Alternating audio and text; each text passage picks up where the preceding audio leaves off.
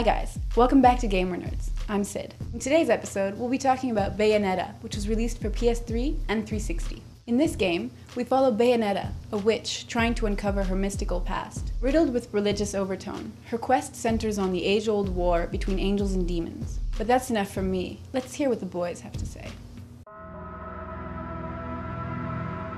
We're talking about Bayonetta, coming from Sega, released for the 360 and PS3. I'll say it right now, this is probably going to be my favorite 3D action platformer up until God of War 3. This is released by the same producer of the Devil May Cry series, which is ironic because Devil May Cry was on its way down.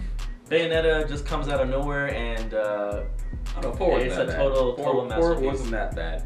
Wasn't that bad. Devil May Cry 4, forget about it. The story behind Bayonetta is that, you know what, I can't really explain the story because it didn't really make any sense. All I understand about the story is that it's some sort of war between these lumen sages and these lunar witches and Umbra witches. Whatever. It's crazy, over the top, and again, no surprise because this is from the Devil May Cry producers. The story is all over the place. Basically, you have Umbra witches fighting a war with the inhabitants of Paradiso. You have these religious, context with the whole game, but it doesn't take itself seriously, and thank God, because the cutscenes are hilarious. From start to end, I mean, you don't know where the story's going or where it's gonna end. When I first got into the game, first the beginning where they had this little burial scene and all that stuff. With Enzo and... I was just kind of like, I hated it. The first cutscenes in the beginning, I was like, I don't like this game. I remember calling them saying, this is the stupidest game ever. I don't know why you say this is such a great game. And then like, a few hours later, I was like, yeah, it's freaking amazing. There's a story in there, okay? Somewhere. It's riddled with like religious overtone. I can't tell if it's trying to tell a good story. It doesn't take itself seriously, which is, critical in a game like this. Everything is over the top. There's sexual innuendo everywhere. There's F-bombs everywhere. They come out of nowhere, at least some of the F-bombs will make sense. Yeah, it just comes out of nowhere. The story is a mess. I couldn't care less because the game is just so goddamn good. I kind of wish that when I was playing this game, I was, following a story that was cohesive. You're just playing for the hell of gameplay. But you know what? The gameplay is so good. That's fine. It's solid, and the cutscenes are interesting. That's the thing. That the cutscenes are interesting. It's just that I don't understand the story. But whatever. If it's a game that doesn't take itself seriously, and it does it well, who cares? Then who cares? Exactly. So story, thumbs up, sort of. Let's get into what we've always considered the zenith of any game, and that's the gameplay. At first glance, you think this is just another, Devil May Cry kind of rip-off.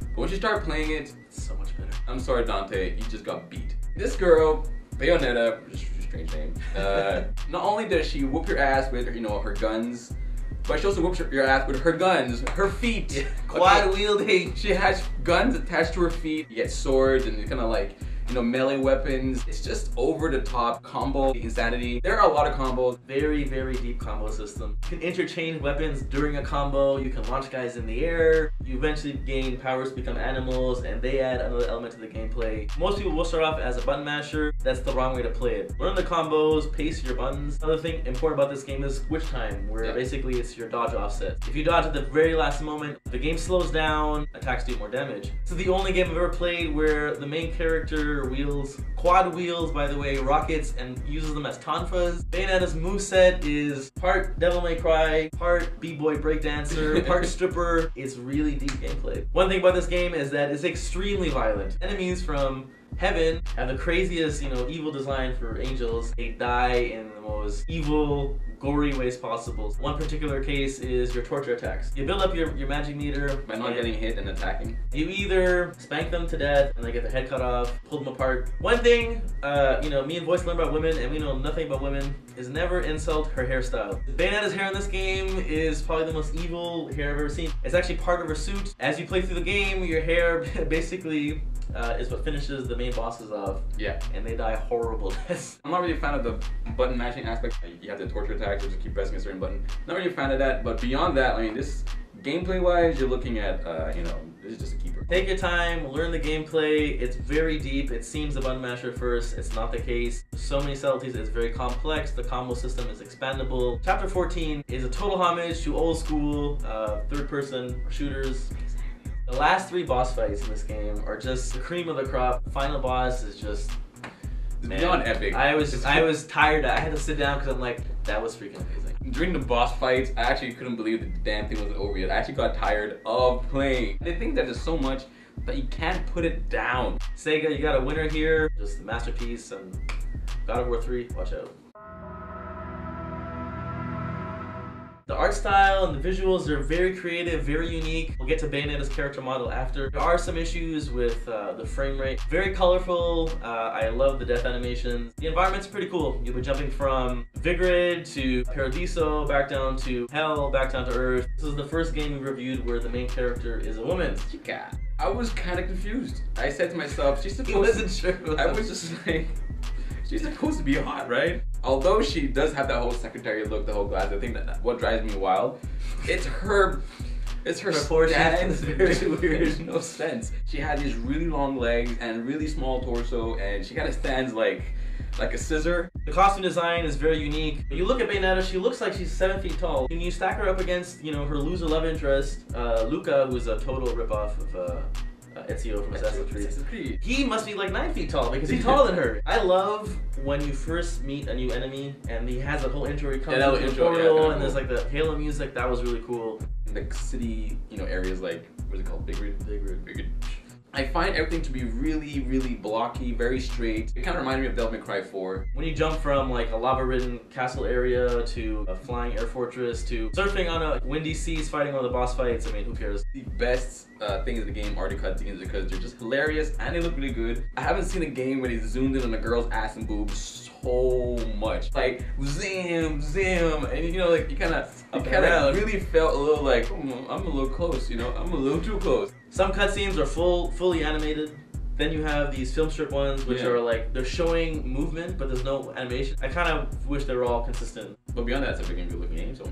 Great looking game. Let's talk about the way the game sounds.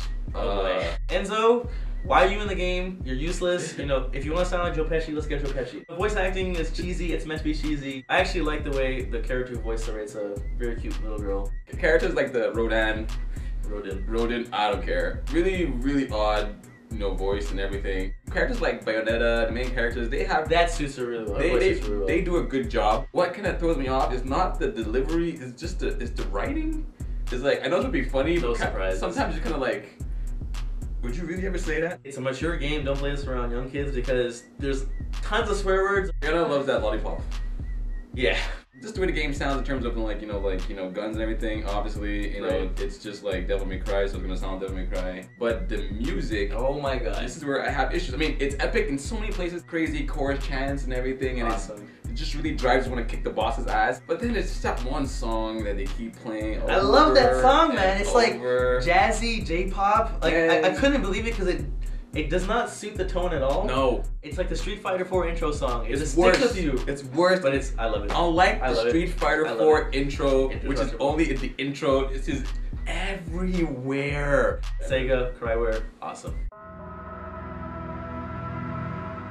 We're gonna get into the content of this game. There's the main storyline, there's, you know, several difficulty levels. I didn't unlock as much as like this guy did, you know, because, you know, he's obsessed with unlocking just about everything. Sometimes, no, I just want to move on to the next game. The in-game currency system are halos, you know, because you are fighting angels. You use those to go to the in-game shop system with Rodin, your hell-traveling, you know, ridiculous, bald-headed, whatever. You buy new weapons, you buy new techniques, costumes, there's in-game items, there's accessories which are really expensive. You'll need them for later difficulties because they change the kind of the facet of the gameplay. Work on the combos, work on getting your scores up because you get more halos. It makes those hard difficulties more tolerable. They're hidden fight challenges called Alfheim challenges. Various difficulties, beat enemies with a certain number of attacks, beat enemies without pushing the ground. Secret characters, for beating the game in a certain amount of time. Allies in the game that you can actually fight as boss characters if you beat certain conditions. There's little crows hidden around the levels. They unlock a whole new set of levels and a whole new set of bosses. Completely insane and difficult. If you are a treasure hunter and you want to put time in this game, there's a lot to do. I actually really enjoyed reading all the little, you know, text they have, little books. Yeah, Antonio's notes, those are like just super deep. I didn't bother with those. So they're actually pretty interesting. You obviously get weapons as you progress through the game from Rodin by finding, you know, of all things, angelic records, which somehow allow him to travel through time warp and, you know, bring back some crazy weapons. They actually call them EPs, which is pretty sick. I don't know how they're gonna top this one for Bayonetta 2, but I mean, this guy's made 4 Devil May Cry, so. But honestly, listen, guys, great game, amazing extra content. Me personally, I'm gonna just move on to Mass Effect 2. You can keep unlocking But yeah, I'm done.